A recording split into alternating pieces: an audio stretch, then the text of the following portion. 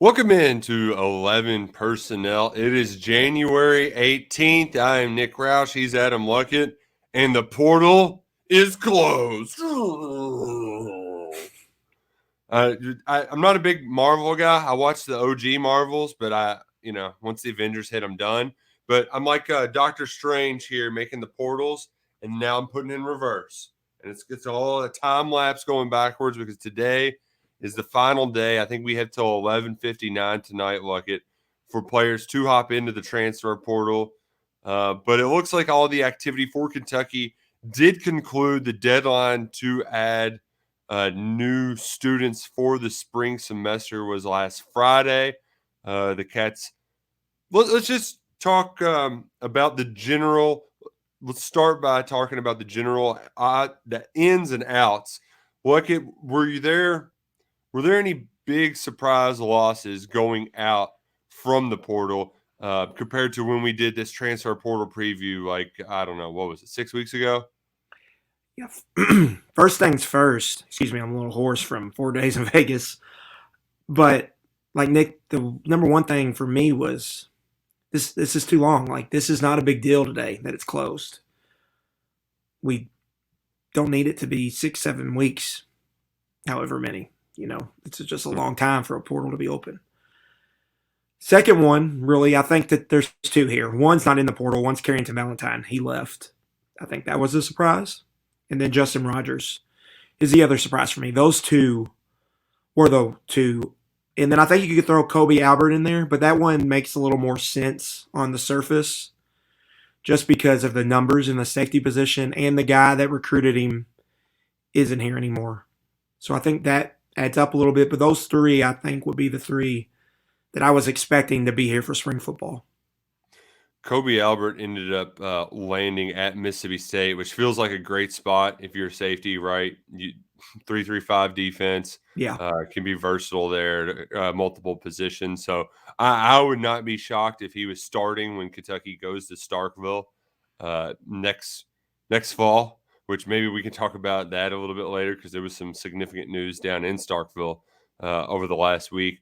But Justin Rogers ends up at Auburn. So you had two guys transfer out to other SEC programs, and that's noteworthy, right? Like, it just is, because I don't know if they'd both be starters or not. Rogers certainly would be. There was even a time where I thought Rogers might end up back at Kentucky. I also thought it's January 18th and Keontae Goodwin. Like, we don't know what he's doing. He was spotted at U of L, but like that's been so weird because he was such a highly sought after recruit, and he spends a year at Kentucky, doesn't do much. And I think if you're looking from afar, there was some confirmation for all the people their worst fears about Goodwin, right? Like, hasn't played much. We question his work ethic, all that sort of stuff, because he's not in the playing shape he needs to be in right now, while schools are pursuing or not pursuing him. We don't really know what the deal is. That was I'm more surprised, Luckett, that has not been a vocal transfer portal recruitment because it was such a vocal high school recruitment. Yeah, it's a little weird, right, that it's taken this long. You'd have to think at this point, Nick, I don't know how the eligibility worked for guys like this, right? Mm-hmm. He's not going to be in school. I mean, he's going to enroll somewhere, I guess, but you're past the date. You're past the date. Does he go to like JCC downtown for a semester? I'm not really sure. Man, you're dating yourself calling it JCC too. What's it called? What's it called now? JCTC. They added the TC. It's technical college now, Okay. just not community college. Oh man, that's a great call, because like we're like the last people that called it JCC before it was JCTC. But you're right. Like, there is just like a, I don't. I remember Jared Stidham did that. He left Baylor, and then he went in like some community college in Texas for a semester before he went over to Auburn. So I just don't know how that process works for Keontae. It's been very weird. Florida was a name, I think, thrown out there. But yeah, I don't know where he's going to end up. We thought it would be Louisville. If it was going to be Louisville, why is it taking this long? Right. It's just we also weird thought situation. he could come back, but like he would have to be enrolled, right? Like so, it's just it's very bizarre. And ideally, you would want him to come back, right? You would want him to figure it out. I've always thought Keontae was a good kid with a lot of potential. I'd like for him to figure it out, but I don't know. Like he's not doing anything, so I don't know that. There's some others that aren't doing anything like it that don't necessarily surprise me, like Michael Drennan. Not, Yeah. I mean, like I could see Hassan that. Lewis. Yeah, like Rashawn Lewis is a 6-year walk on. Like I could see why he's not playing football anymore. Michael Drennan, like I can see why they wouldn't be playing football anymore. Some of these guys I thought are some really good fits elsewhere. I mentioned Kobe Albert off the top, but like Chris Lewis, a guy who we liked a lot coming out of high school, getting reps at Troy and going up against corners that aren't going to just physically kind of get after you like SEC ones will. Like he could have a ton of success there. I thought it was a little on the Smoke to Colorado. Like it doesn't surprise me that Smoke appreciated that allure, but I feel like he's already done that, right? Like would it be fun to be a part of this kind of Coach Prime experiment in year one? Yes. But I think it would be more fun to play for a 12-win team and rush for 1,000 yards at Troy. But you know what? Like, to each its own. Right. Everyone has what they're looking for. I wasn't surprised Smoke ended up at a Power 5, though, just because look at the numbers. Yeah. He's got a bunch of rushing yards, experience. I get it. And so he's going to go out there and play, and we'll see how it goes for him. But yeah, that was because it looked like he was potentially maybe going to Troy too. Mm-hmm. Yeah, those were really his two spots that we know of, right? Right. That he was at least publicly saying he visited. The flip side of the coin, prospects on the way in. Like it when you look at the way that Kentucky handled the portal from filling holes. It feels like they kind of did everything, and with maybe two exceptions, and those exceptions I would almost rather than wait for. And what are your two exceptions there, Nick? I would say you would want a right tackle to compete with Flax, and maybe even a swing tackle, right? Because you're not really. I'm not really sure on Buford and Flax, and those two guys you're going to have to rely on them to do a lot next year. Maybe one another tackle. But it's and the same applies with maybe another quarterback. It's like you can kind of figure it out this spring once Liam actually gets in there and gets to see this stuff up close and personal. Because there is going to be another transfer portal window. There's going to be more guys. You can make people a priority, and especially when it comes to quarterbacks and potential backup quarterbacks. Because you wrote on the site once like the kind of pedigree that you'd be looking for, right? Like some former 4-star that like spent 1 year at Purdue, like Walker Howard, who was at LSU for 1 year. Jane Daniels comes in, decides he's going to be there for 2 years. Nussmeier's, kind of head and shoulders past Howard right now. That sort of profile, a former top 200 player that is getting passed up. I feel like there's going to be more of those this spring, so it would feel natural to just wait until after the spring competitions unfold for you to go and find another potential. Yeah, we're assuming, but we don't know for sure if that's what they want, I would assume that's what they want. But, we're going to have to see how that plays out. To me, kicker's one. They need a kicker. Well, did they get some kickoff specialist walk-on or something? I feel like we got 1,000 kickers and none of them kicked the damn ball. Yeah, so that's one. What are they doing at kicker? That's one of my big questions. And right tackle's obviously the obvious one. Yeah. I think when you look at needs, like they added 2 guys at cornerback in Jansen Dunn from Ohio State and J.Q. Hardaway from Cincinnati. Both have kind of intriguing traits like tall, length, athleticism, but they haven't really played at all. And there was a lot of proven corners that have playing experience that hit the portal and they didn't go after. They went after these guys. So that's going to be, to me, looking looking ahead to November, does that work? Because you're going to need at least one of those guys to start, I think. Yeah, along with Andrew Phillips. And so you're betting on traits there, but both those guys are young, so if you hit on them, you're going to have them for 3 years, 2 to 3 years, which would be a good thing. But that became a big, I think, issue after you lose Carrington Valentine, was addressing that. Number one was quarterback. They got their top target, which was a big deal. But at corner, though, at both positions, I feel like they have a pretty, like I can trust them, right? With betting on long cornerbacks with trades. Because, I mean, you brought in a lot, and this was a different era, but Bossman, Fat, Lonnie Johnson. Like, it's not that different from getting Derek Beatty and Chris Westry ready to play as freshmen. Yeah. And they did that. Yeah. They've shown that they don't, like, it's an easier system to play corner in, I would imagine. Mm-hmm. But it's maybe not a system a lot of promising corners want to play in. Sure. Because it's not, you're not getting put on an island a lot. Yeah. It's a lot of zone coverage. It's not the NFL tape that they want to show off. Right. You got to come play and help support the run. And if you're playing towards one of the side of the field or the boundary, a lot of times you can be ignored. Mm-hmm. So the way they play, I think, it's a little harder to maybe recruit to that position. So, like, taking maybe like, because Hardaway's a true corner, but Dunn's like this tweener. Got recruited as a safety. Couldn't really find a home at Ohio State. They moved him around all different positions.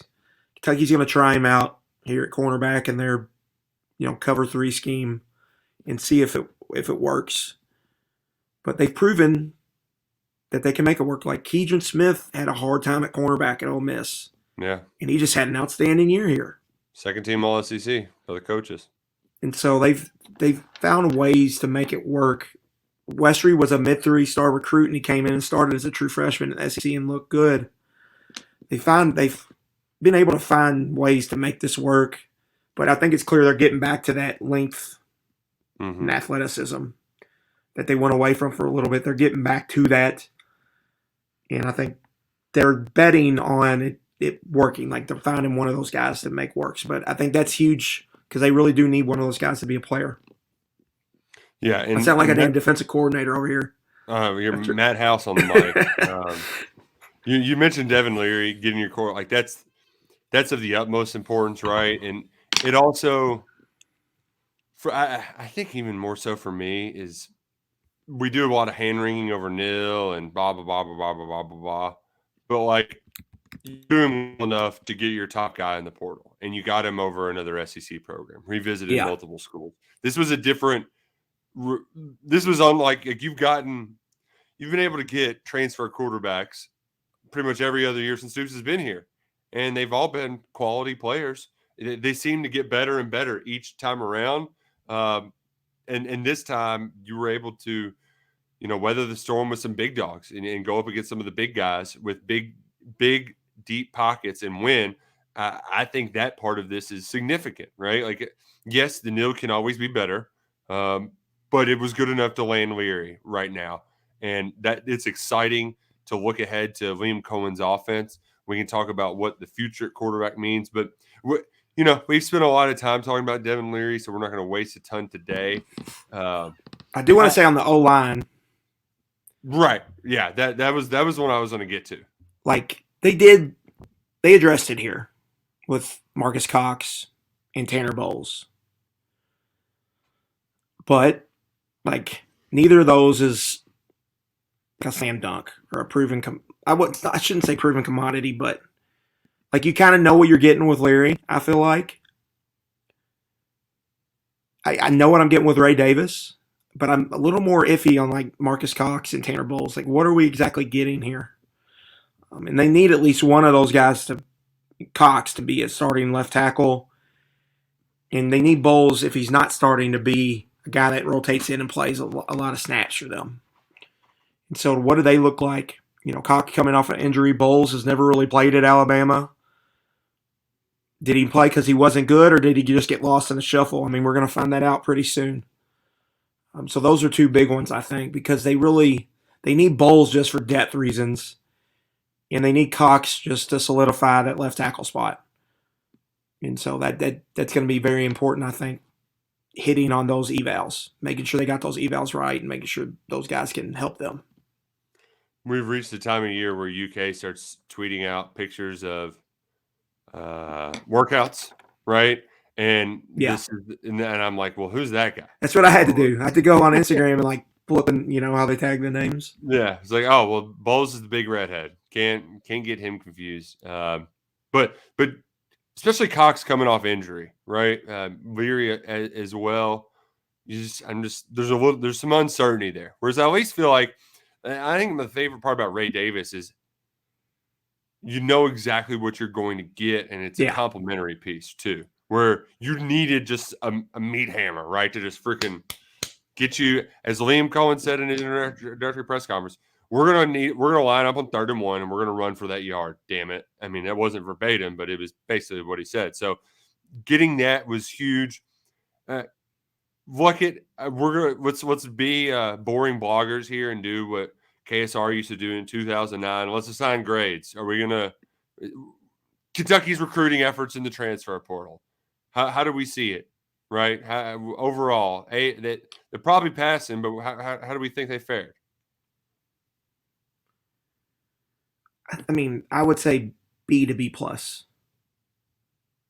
I think they addressed their needs, especially quarterback hits. Yeah, right. Like, I mean, I think they addressed their needs. They got the biggest fish that they could get, but I do think they made some swings here on some multi-year guys, Nick. We'll have to see how it pans out. Keyshawn Silver, Jansen Dunn, J.Q. Hardaway. I think they think these guys can be pretty good, but they are they're rolling the dice a little bit here on some of these guys. But I think for them, if you got on the truth serum, they would tell you it's not that much different than a high school kid, because these guys got 3 years. Like Silver will be a redshirt sophomore, Dunn will be a redshirt sophomore, and J.Q. Hardaway will be a true sophomore.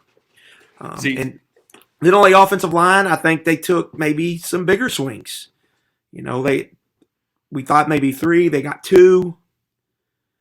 Cox is coming off a major season-ending injury, and Bowles didn't play at Alabama. I mean, and he's only got 2 years eligibility left. He'll be a redshirt senior this year, traditional redshirt senior, Tanner Bowles will. And so that's, like, I think they addressed the needs, but we got to see how it plays out. Yeah. And I think for some of these multi-year guys, like, I'm going to treat it just like a high school kid, where if we look back 3 years from now, and you lump in guys from last class, like Zion Childress, Jordan Robinson, Dunn, Hardaway, let's lump in all of those guys together. You would like to see 70% of them hit. Like, you can't get them all to pan out. It should be higher in the portal than it is with high school recruits, right? Yeah. Here's the thing with cornerback. They got 9 scholarship players in that room, Nick. Jansen Dunn, Jordan Robinson, J.Q. Hardaway, Elijah Reed, Andre Stewart, Nasir Addison, Avery Stewart, all added in the last 2 recruiting cycles. 7 guys. Like, if you're spending that much scholarship, I mean, 7% of the 85 is, like, 1 or 2 of these guys need to play. Like, you can't be spending scholarships and players not playing. So I get why they wanted to be done after a cornerback like that, because, man, we've really spent some capital on this position these last 2 cycles. We need to get our return on investment here. Right. And so that's big. They need some guys there to be able to play, whether it's maybe Avery Stewart or Addison can play as a true freshman. But you got to have someone there. I mean, because you've loaded up here on guys, and you got to, recruit and develop. Now it's time for the development part. Time to develop. Man, it's time to move on, but I also need to point out that I just love how hoarse you are right now.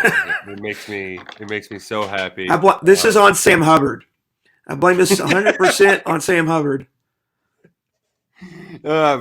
Did you? Here's the problem, Nick. I didn't see the sun for 2 days. I literally stayed in the garage, went downstairs to the sports book, and then we walked outside when it was dark. I hadn't seen the sun until and then when we left, the sun wasn't even out. So I literally didn't see the sun until I came home when I woke up on Tuesday morning. Well, So my question: did you have any shekels on the Bengals to cover, or was that because that was a big line? The smartest plays I made all week were in the Bengals game. I bet the first quarter Bengals -2.5 because I knew they were taking the ball and I knew they were probably going to score one of the first two possessions. I took Bengals second half line down 1 -4, so they just had to win by 3. Had Jamar Chase over 6.5 receptions. Had J.K. Dobbins over 61.5 rushing yards. Freaking sharp over here, not just playing all the exotic plays. I love it. So that helped a lot. Now I missed on Tyler Boyd over receiving yards, and I missed one more that I can't think of. Still though, you won more than you lost. And so when I was big on the Bengals won. I was big on the Giants, yeah. So I had a nice little Sunday, but nice. Saturday after I hit Kentucky was a bloodbath. So it was nice to have a bounce back. Then the one win, Nick tries to talk me out of it right after I make it. Yep. That's what I do. But it was all good. I'm a mush, but I'm glad you enjoyed it. I'm going to be making fun of your voice some more. We'll talk playoffs at the end of the show. But while you were out, Liam Coen did speak. He did his reintroductory press conference. He also talked with Matt Jones. He's done a bunch of interviews since. He also hung out with our pal at Saturday on South, Connor O'Gara, his twin, which they even look more alike now that Cohen's gotten more Hollywood on us. Yeah. So that just kind of always weirds me out. But generally speaking, Luckett, did you have of all we wrote all the stories, right? We've dissected this 100 different ways. But was there something to you in particular that really jumped off the page to you when you heard it, saw it, read it?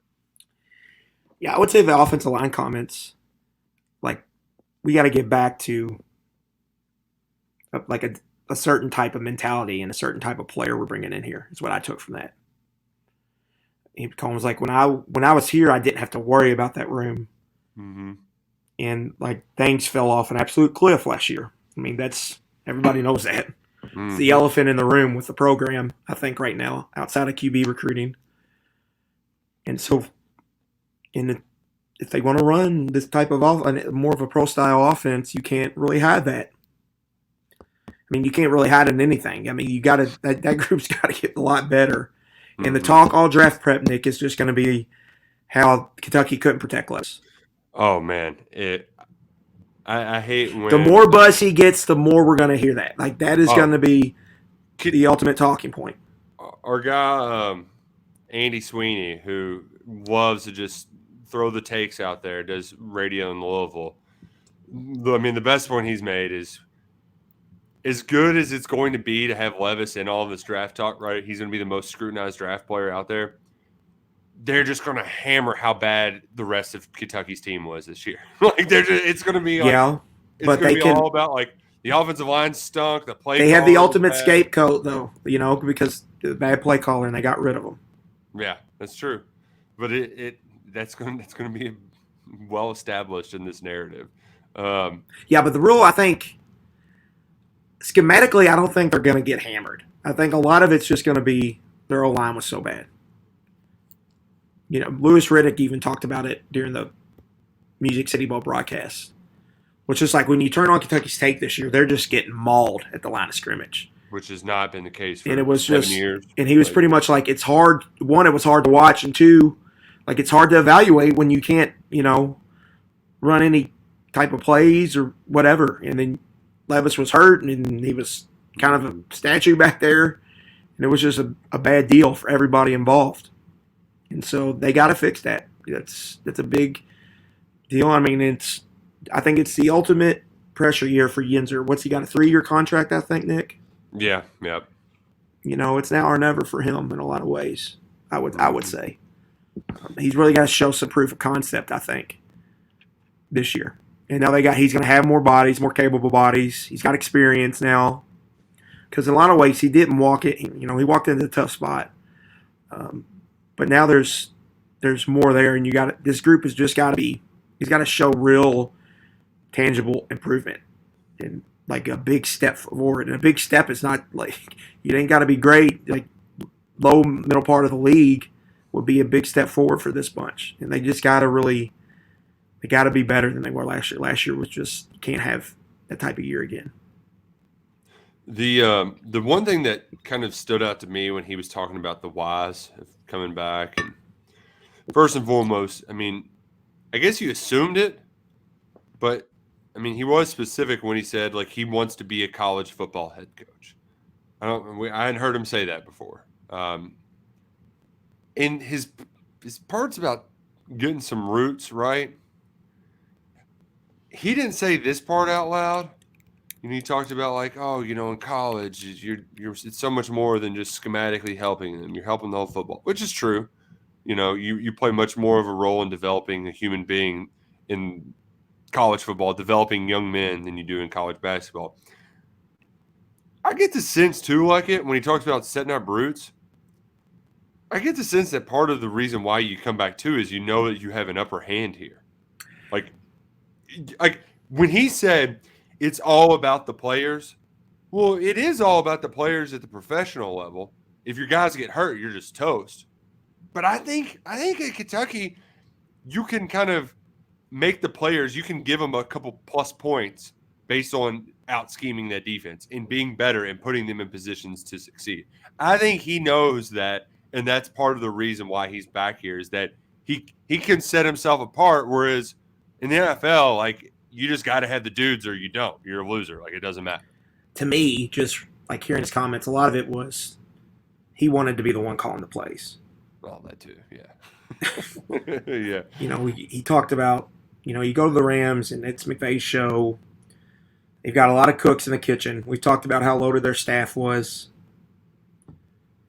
Now he gets to run the show and he's the one that gets to call draw on 3rd and 6 or 4 verts on 1st and 10. Yeah. And that's his, you know, the credit and blame falls on at his feet, you know.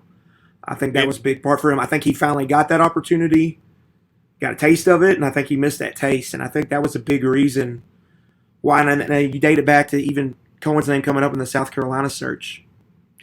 I think if, say, Scangarello works, Nick, yeah, I think Coen's probably somewhere calling plays. Mm-hmm. I think he really just wants to call plays. I think that was really a thing for him. I think he feels for his career he's going to be better off going to call plays somewhere. And so I think that's his decision he made. And I think doing the college thing and being comfortable with it, I think it's probably a big deal because a lot of the guys maybe in his footsteps, like some other coaches in the NFL, don't want to do that because they don't have the experience where he's kind of got his feet wet in both arenas. And so I think that kind of adds up, and that's why he's back here in the money didn't hurt either. The money doesn't hurt at all. I also think he has a little bit more pull this time around too. I mean, we mentioned it whenever it happened, but he's going to have a little bit more autonomy when it comes to decision making, whether it's personnel and recruiting or, you know, like if Mark says we're going for it, I think he feels confident of calling the play and not just Mark saying, give it to, you know, give it to Ray. Yeah, just think of it like the NFL. You got the GM. Well, one, you got the owner. Then you got the GM. Then you got the head coach. And if you're on the same side of the ball as the head coach, you're way down the pecking order. At Kentucky, he's first in line on the offense. You know, if you want a guy, he's probably going to get him. If he doesn't want him, it's probably going to be a no. I mean, that's you know, you get the play calling power, but you also got the personnel power too. I think that's got to be attractive to a guy like that. I wasn't a big fan of his high school quarterback recruiting quotes, but I also think that was him saying, hey, we're doing pretty good at getting portal players. Yeah, I wrote this story today. This really blew my mind. Okay. After Drew Barker left, or after Drew Barker began the season as the 2016 starter, as the QB1, and then got hurt. We all know that story.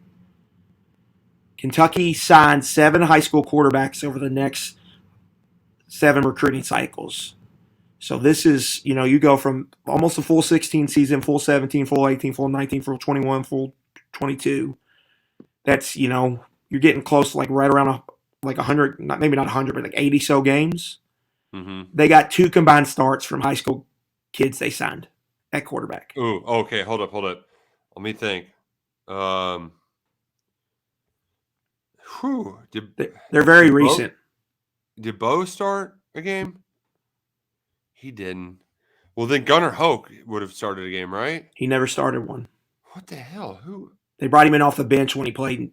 Terry won the job, and then they did the kind of rotating thing. They pulled him twice in Central Michigan and against Missouri, but Terry started both of those games. I mean, Luke Wright even transferred, so I don't know. Yeah, I didn't even count him because he was a transfer, too. Yeah, so who would have been a high school kid that they signed that actually – oh, gosh. 2 recent ones. Oh, Kaya Sharon, of course, this year. Kaya Sharon and Destin Wade. That's the only 2 high school signees to start games since Drew Barker. This is where they're at. You go down the list. You got Gunnar Hoke, Danny Clark, Nick Scalzo, Amani Gilmore, Bo Allen, Kaya Sharon, Destin Wade. That's your 7 that they've signed. They haven't signed a top 250 recruit at that position since Barker. You know, it's been it would transfer you before the transfer portal at quarterback here. And so that, you eventually have to address that. And there's 2 big kids in 2025 and Cutter Boley and Ryan Montgomery. But that's a ways off. Can they get in on somebody in 2024? I think Coen's overarching answer was he didn't want to put himself in one camp or the other. He kind of wants to straddle that line. Yeah. Because if he swings and misses, then he can just say, well, I wanted one of these anyway. It's an easy out. It's smart. And I think, too, he also wants to swing big on high school. Like, he's going to be picky and would rather try fishing in the portal than get some other guys who just are never going to play and waste a scholarship on them. And I think it's important to remember the super senior era is going away soon. Like, we got 2 more classes after this one that will be eligible, 2019, 2020. After that, it's done. So you got a couple more seasons of that. Like, Devin Leary couldn't do what he's doing right now once that era is over. Yeah. So these guys aren't going to have extra years of eligibility. So that might it's going to make our lives easier. I'm tired of figuring out how they. I thought Brendan Bates was here for like his 8th year. I had no idea he could return. Yeah, that Monty Montgomery that just entered the portal, Nick.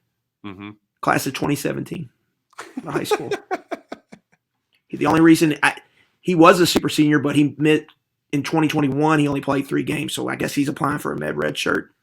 Man, and so that's a guy who's played a long ass time, right? Speaking of wild times, our friends down at Florida, it's an absolute mess. Jaden Rashada, I don't know who. So the 10,000-foot view, very simply, Rashada has been in it for the money for a long time. He initially committed to Miami, flipped to Florida when they seemingly sweetened the deal. And we didn't know about it at the time, and none of this really came out until the deal started to fall apart. Early enrollees were showing up to campus. Rashada did not. And that's they had the drama on signing day where he signed late. Yeah. Like, they pushed the press conference back like 2 hours. They had a little Keontae situation down in Florida. But he ended up signing and then not showing up because I guess the checks didn't clear. And the part that shocked me, Luckett, is that this kid thought that like he was worth $13 million, or somebody thought that he was worth $13 million, because that was the number that was thrown out there. And I was just like, $13 million? That's like what you pay CJ Stroud to come back. That's like a proven guy that you're trying to keep from the NFL. This dude could be Emory Jones had the same ranking as this guy, right? Like second-ranked dual threat. He could be a total bust. So the fact that they were willing to pay that initially is ridiculous.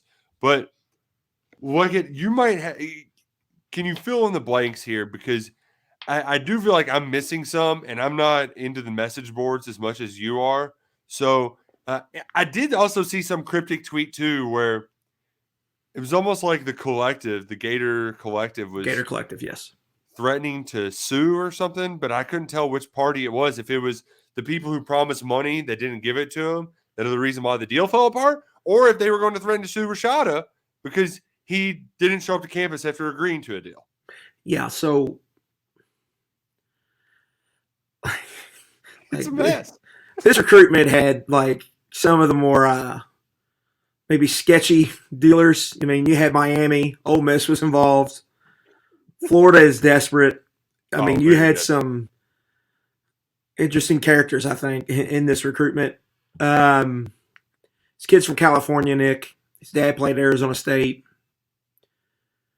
He played in one of those 7-on-7 teams called the Immortals, like travel ball.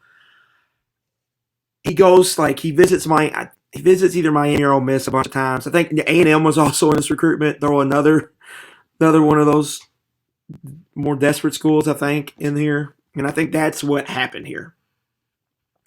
This is me. This is not reported by anybody. This is me just maybe reading between the lines a little bit.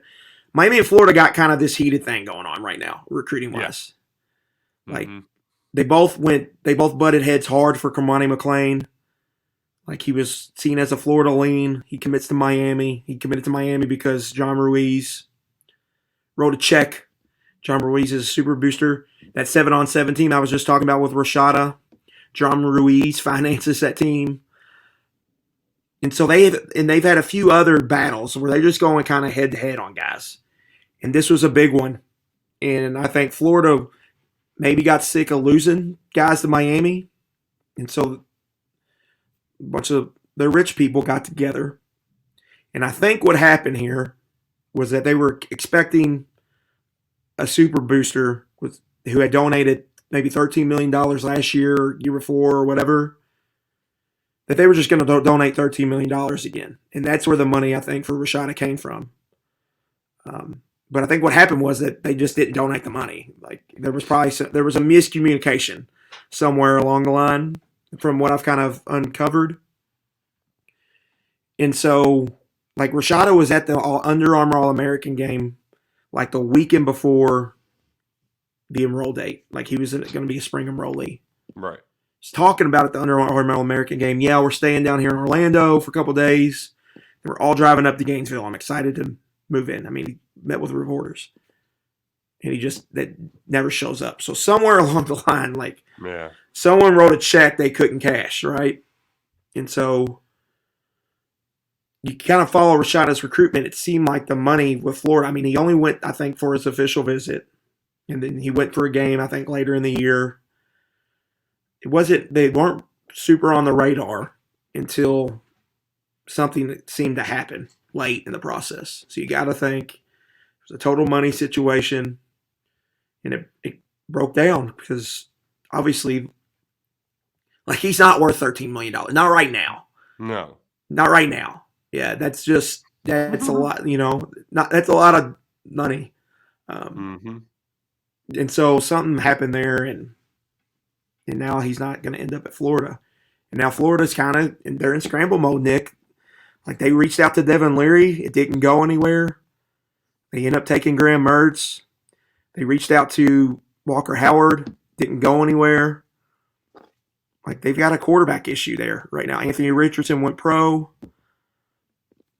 It's just things aren't – like, they have a really good, I think, recruiting class. I think Napier did a really good job here at this recruiting class. But they just had some public, like, bad misses that were big – that were publicized recruitments that's made this maybe class kind of look bad.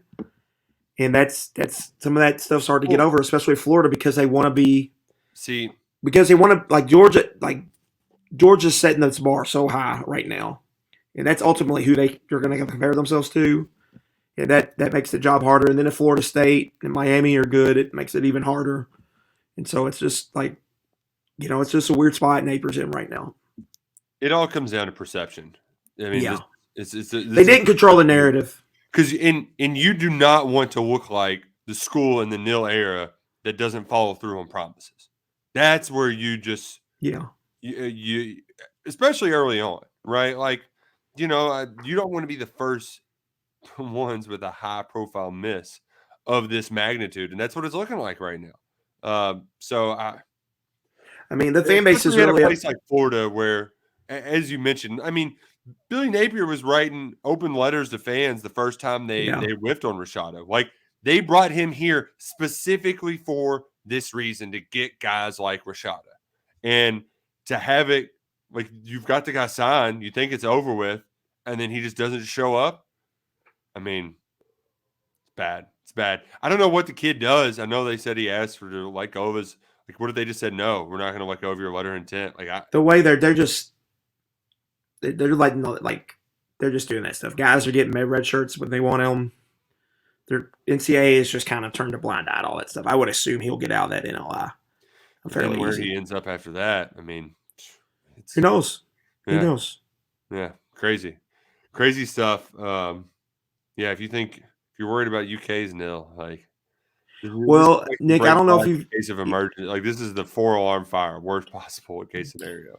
From all accounts, their NIL is just kind of a mess, and like they're using Athlete Advantage now. Like Athlete Advantage is signing Florida players. They signed Graham Mertz the other day. Yeah, which I don't know how that works. Like, well, I think Athlete Advantage is, they're doing stuff for Kentucky, but I think they see themselves as more than they're an agency, right? Right. So they want to get in other markets. They don't just want to do this, even though Kentucky is their biggest, quote unquote client, I guess you would say. Right. Makes sense. They're going to have a big. And they signed Harkless signed with them today too. I think I saw Jamarian Harkless from Douglas, who's going to Purdue. I'll be. They're doing a big thing for the 15 next Saturday, which I'm interested to see what that looks like. Big junior day in town. Yeah, big junior day in town. So that makes it the ideal time to have your premier kind of nil event where, you fundraise, right? Because if you're a member of the 15 Collective, you get free tickets. If you want to just go, you just pay $15 to attend this thing. And it sounds kind of like a fan day, but I just don't know what it's going to look like. So who's all going to be there, how it's going to work. This will be the first kind of event of its kind, the first kind of meet and greet to reward people who are donating to the nil. So I'll be there, and I'm just fascinated to see how it all looks like. And, if you're hesitant on what this stuff's going to look like, it might be worth the price of admission just to see it all. And worst case scenario, your $15 is going to go to one of those guys' pockets, one of those kids' pockets. So a whole new world of college football we're in right now. One of those guys who collected quite a good amount of coin during his time in Lexington is getting ready to get a huge paycheck at the next level. That's Will Levis, who we're 99 days away from the NFL draft. And on day 100, I got to looking at some stuff, and his odds are dropping, right? Like, he's basically second choice at quarterback in both the sportsbook markets and in the mock draft markets, which I know people get tired of mock drafters, but like, there's something to that, right? Dane Brugler put his out, and that's where he had him going. Mm-hmm. So that's certainly noteworthy. It's also noteworthy, too, the way this draft order is going to shake out. A lot of you don't know who the coaches of the Colts and the Texans are going to be, but whoever's going to get hired there, like whoever wants their guy, they're going to have to make moves or not make moves. Like the Texans might feel content, but I feel like the Colts or somebody is going to trade Chicago for that top pick, and they might just fall in love with Will Levis. So I'm fascinated by all of it. He's working out with Jordan Palmer right now, and Jordan Palmer is kind of a kingmaker, Luckett, when it comes to NFL draft quarterback training. Josh Allen, Joe Burrow. Mahomes? I think Mahomes. I think. Long list. Yeah. Trevor Lawrence. Yeah, my thing is, like, he's got a real shot to go number 1 overall. I don't think he will, but I think he's got a real shot here. And at worst, I think, like, his floor seems top 10 right now. Oh, yeah, I would say. And so, like, it's going to be the highest draft pick we've seen. And, if he goes ahead of 6, I believe Josh Allen was 6. Mm-hmm. It'll be the highest we've seen here in a long time. And so 7th. He was 7th. 7th, okay. I think Bud was in the 20s or something like that. But yeah, it's it'll be fun for us too. We were having this conversation privately, but off-air producing. already checked. Combine window for credentials is not open, but the combine's going to be fun this year because we're going to get like the thing about this too. Levis is going to be the most talked about. Him and Bryce Young, guy because it's going to be college football media versus NFL draft media. They're just going to they're just going to fight over who, why you should pick this guy, why you shouldn't. This is going to be like first take type stuff on Will Levis, and we're going to be just front and center for all of it. I mean, just thinking about the interviews for his combine thing, because he's going to be on stage one. He's going to be the number one guy in that window. We're going to have to get up there early and just to carve out a spot. Yeah. Yeah, it's going to be crazy. And then the draft's in Kansas City. Kansas City feels like our kind of place too. Like it. Barbecue for sure. And they've got like it's at their 4th Street Live. I don't know what they call it. It's like yeah, I've seen pictures of that place. I mean, it's the same people who made 4th Street, but like they have actual sports nearby, and like it's not a deserted place anymore, like our 4th Street. But it looks like a hell of a time. So I'm looking forward to it. Yeah, the combine's all going to be about Bryce Young. How big is he? Right? Oh yeah. Can he hold up? And like Levis is just going to be like his numbers. I want Levis to bench too. I want him to do everything. Just go out there and rep like 30 times on the bench press. Yeah, now that he's got this kind of established, I think, place in the draft, I highly doubt he does the Senior Bowl. Yeah, I would think, yeah. We haven't heard anything on that, but I highly doubt he does the Senior Bowl. But why play in a game right now? It's just going to be working out in Cali, going to the combine, doing all those meetings with teams, pro day at Kentucky. And that's really going to be it. And it's going to be a zoo. Like that pro day, NFL Network will be there for that pro day. Oh, man. Like that'll be one of the ones they air live. And we get to hear Mark Stoops bitch about the indoor. Oh, man. He's going to be complaining about the turf. Which, by the way, our boy Jordan Anthony won a track meet there. I didn't realize this, but they said that the new track facility is under construction. So maybe this is the last spring ball. Yeah, but it's just going to be like this draft circuit's going to be wild with the Levis stuff. Because I got a hunch, Nick, like they're not really, these NFL people I don't think are going to throw Scangarello totally under the bus. Mm-hmm. But they're just going to crap on Kentucky's offensive line. Like, I mean, they really are just going to, crap on him. And Kentucky's supporting cast. I mean, Brugel's already writing about it, like how the supporting cast was just not good. It's going to turn into he had a bunch of freshman receivers, terrible offensive line. This is what happens, and he played through an injury. But like, it's definitely trending towards him going pretty high in this draft, which is crazy to think. Over a year ago, who would have thunk it? But here we are. Yeah. But we literally have 3 months to talk about that. Like that is going to be most of our job until Derby season. Oh man, you know what didn't surprise me though? Shane Beamer's calling out radio hosts and who is this? Upstate, the fan Upstate. Yeah, I think so. He's calling out the Spartanburg radio people right now, fired up because. He said Shane Beamer really wanted Garrett Riley. He really wanted him, but he ended up at Clemson. What does that say about his program? Shane, our favorite podcast guest, said, I normally don't respond to second-rate JV radio programs I've never heard of, and apparently no one else has either, considering you're in Upstate and only have 8,000 followers. Do you have a good source other than, I don't know, me? Happy for Garrett. We got our guy. First and foremost, you go on second-rate JV radio programs. Like that's your favorite thing to do. That's how you spend all your free time. It's your hobby, Shane. So shut the hell up. Secondly, you worked with this dude's brother. How couldn't you get him? Right? You have with Dow Loggins? Sheesh. What a loser. It's just going to be a long offseason with this guy. I mean, it's just going to be long, and there's going to be all kinds of this. I don't understand his. That'd be like Mark Stoops coming at me, literally.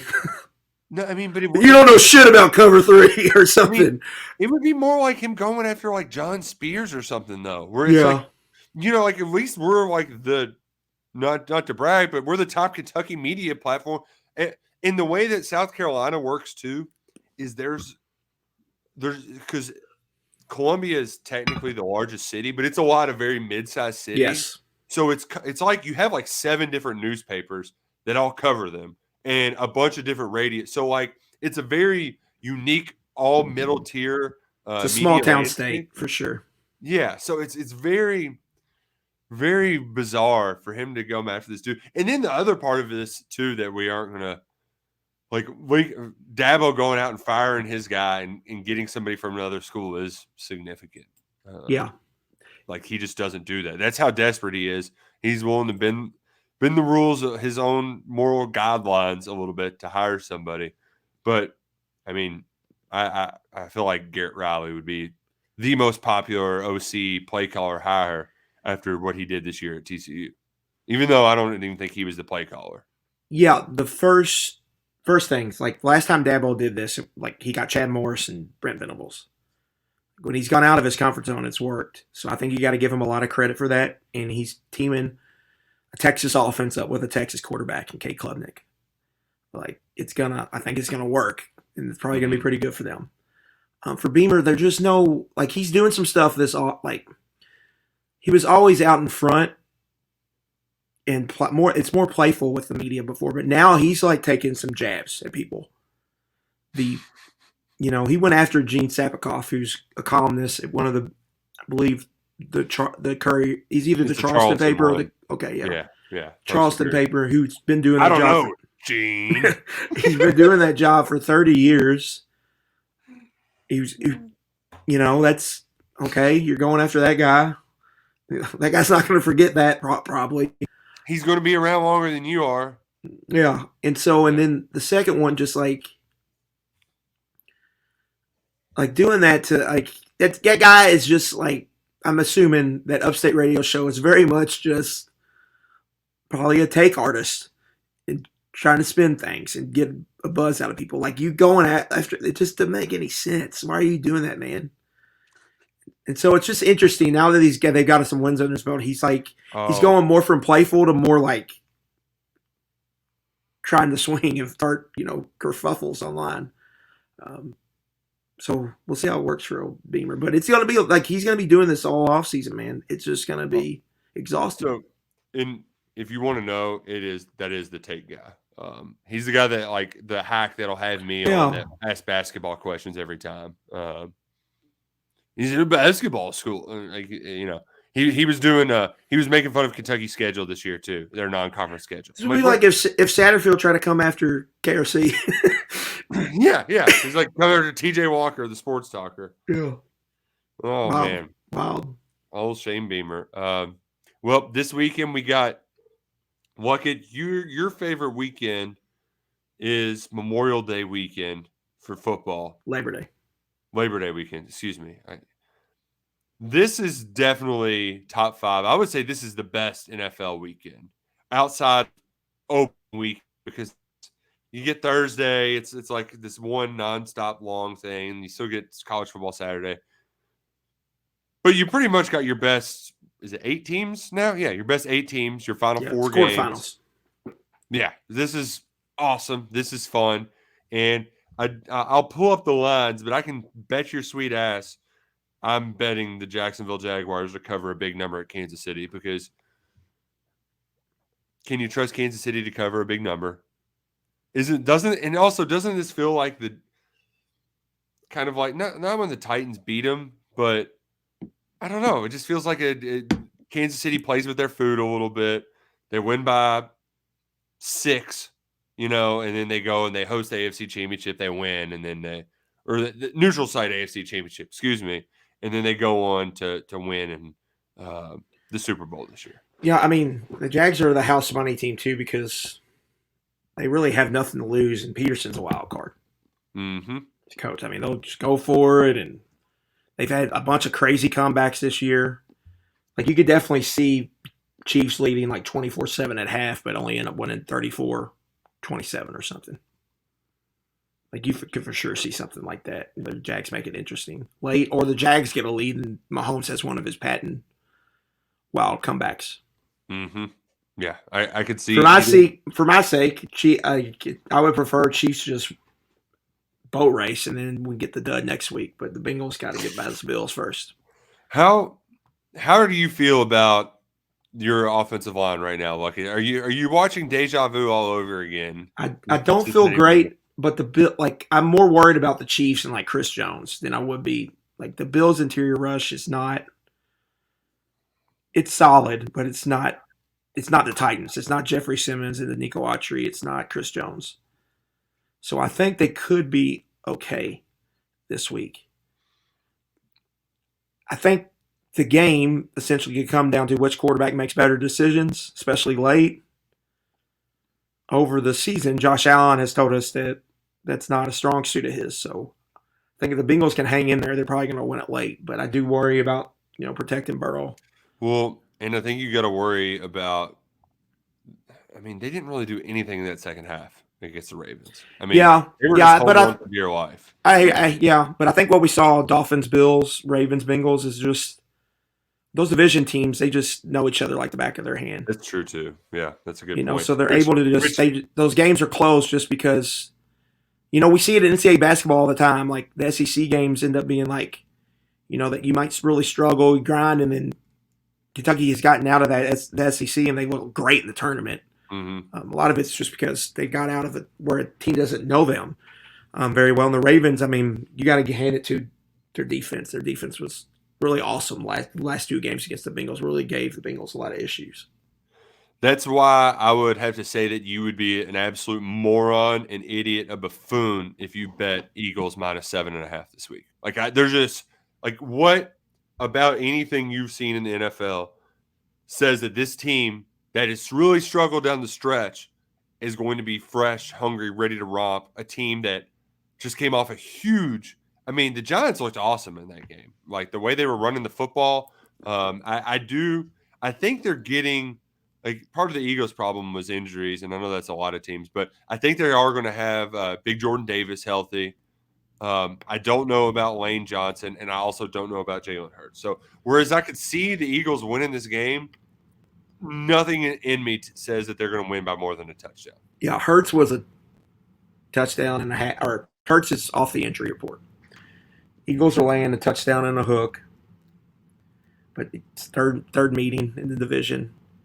Last time here, Eagles won by 30. Yeah. Highly doubt that happens again. You're right, the Eagles kind of limped there towards the end of the season. And these two teams play. The Eagles rested some guys, but the Giants had a lot of success. And I think they played that game actually in Philadelphia, and the blowout was up in the Meadowlands. Mm-hmm. So, the Giants playing with a lot of confidence. They got a great coaching staff. Yeah, Daboll, like the Giants have to just be like freaking hyped that they got a guy like Daboll in. I mean, Daniel Jones went from 31st in offense in the league back-to-back years, and then now Daniel Jones looks like, oh, well, this is why we spent a pick on this guy. Solid drafting on the offensive line. They got their two pillars, a tackle, Andrew Thomas and Evan Neal. Yep. Now to build around. And they got a healthy Saquon. I mean, that was a big part for the Giants this year. True. Barkley just stayed healthy. And so, he's one of the better weapons in football. Right. And so that helped a lot. And then they've leaned into Jones. Kind of running ball. And I think Allen's obviously the easy comp, but like seeing Jones, what he does, Nick, like it makes the Levis sell easier, I think, for some of these NFL teams. That's true. Especially the way he's run the ball, and they didn't utilize that at all this year.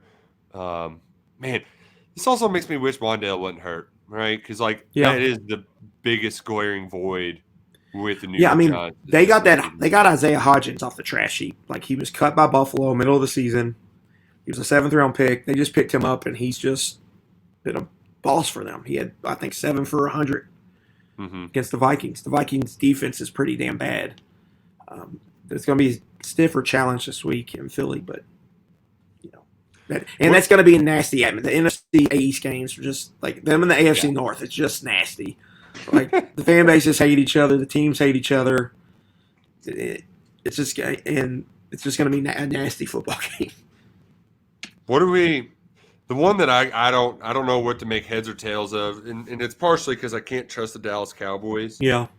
That game, if you put do I trust the Cowboys or do I trust Mr. Irrelevant? Like, if that Dallas team wore any other jersey and had a different logo, yeah, you're right. You'd probably be on them. But the fact that they're the Cowboys and you've seen it. Yeah, I worry about if there was an overreaction to Dallas this past week. I mean, the Bucs were terrible. They were awful the last 2 months of the season. And they hit 3 bombs against the Panthers. I mean, that's really the only reason they won the game. Every other time, they were just like the Bengals went down there, got behind, and they just started fumbling and turning over every play. I mean, they were awful this year. And so, yeah, you want to maybe fade the Cowboys here because there may be too much of an overreaction. Meanwhile, the Niners have been great. The Niners have been great for 2 months. But you keep waiting for the Brock Purdy. All right, sooner or later, this is going to stop. You're right. He's going to turn into a pumpkin. In your mind, it's sooner or later, he's going to make some mistakes. And there's not going to have guys streaking wide open. And maybe this is a team that can do it, a team that can rush the passer like Dallas. You're just not going to have a lot of time. Just drop back and throw the ball. Number 11, Micah Parsons, is a freak show. Yeah, but that's 2 teams with a rich history. That's going to be that'll be a cool game to watch. Yeah, especially great uniform game. Oh, great uniform game! And I saw somebody they played they pulled an old intro from a '90s Troy Aikman. Yeah, I saw that too. Yeah, with Pat Summerall, and I just here I am back in my parents' basement playing. Yeah, football. That's what I thought. It took me back to the sound of Pat Summerall. Yeah, which no offense to Greg Olson and Kevin Burkhardt, but this game has to have Troy Aikman and Joe Buck calling it. I think it actually might be NBC. I'm not certain. They're on Fox. Cowboys, Niners, or Fox. Yeah, Fox got 2 games this weekend. NBC is Chiefs, Jags. They're the first Saturday. I need Joe and Troy to call Niners, Cowboys. That's the Joe Buck Troy Aikman game. It just is. It's a shame that's not going to be the case, but I'm excited. One year I hit all 4 games, and I thought you feel like the smartest person alive if you can string together a 4-team parlay with all of these. I don't know what I'm going to do just of yet, but I think you have talked me into continuing to fade the Cowboys. And you know what? If I keep losing money betting against the Cowboys, then so what? Fade them all the way fade them till I can't fade them no more. But yeah, I do think the winner of that game is probably going to the Super Bowl though. Cowboys, yeah, I'm with you, and I'm also with you on. Actually, I think the Chiefs are. Do I have to say it like it? I'm worried your team of destiny. You're going up against a team of destiny, and there's just no stopping it. Yeah, I mean, it's gonna. Regardless, it's gonna be tough to win in Buffalo, Kansas City back to back. It's just gonna be really hard. I do kind of I do like that they but it would have been tough to beat Buffalo 2 times in a row in a 3-4 week span. Right, that's true. So you've kind of avoided that, but we'll see. I mean, the Bills haven't played great lately either. They've had some duds in there. And a lot of it's Allen just trying to do too much and turning it over. The Bengals too. I will say about the Bengals, their defense they just have a knack for making game-changing plays or 2. They've done it. They did it every week in the playoffs last year, and they did it this past week. Freaking Sam Hubbard. Allen's just, he's good for 2 or 3 bonehead plays a game. It seems like in these big games. If my theory on it is, if you got Allen's A game, it's probably going to be damn hard for the Bengals to win. But if they get Allen's B or C game, I think the Bengals probably go in and win there. Did you take your shirt off at the book when Hubbard was going 98 yards? I did. I was, you see those plays and you don't know if it's real or not, right? You're just kind of waiting for the whistle to blow. So I'm looking around and then he got to the 30. I was like, go! Somebody block Andrews! And then it held. Then you want to see, you're pumped because they scored. And then you're like, let me see the replay. Right. And the first one you can't tell. You're like, And then you see the second one, and then the place just exploded when they realized it was short. And there was a bunch of Bengals fans actually in the book. Oh, that's great. And so, yeah, it was a good time. Very fun. Oh man, well, hopefully we have some more fun this weekend. We're efforting to for the next because this is kind of a slower time. We're efforting to get some of the outgoing cats on here to chat with them about their seasons to have a little fun. I know we did that with Fortner, which it's still just so weird to me that dude's like getting his name called individually out when they're doing the Jags intros. Like that's just wild. Um, but my favorite in the past too, when we did, I think was it Phil Hoskins and Calvin Taylor at the same time. That was a lot of fun. That was a lot of fun. So Yeah. maybe we can make some magic happen like that again in the weeks to come. But until then, enjoy the football this weekend. For Adam Luckett, I'm Nick Roush. Go Cats and go Kroger.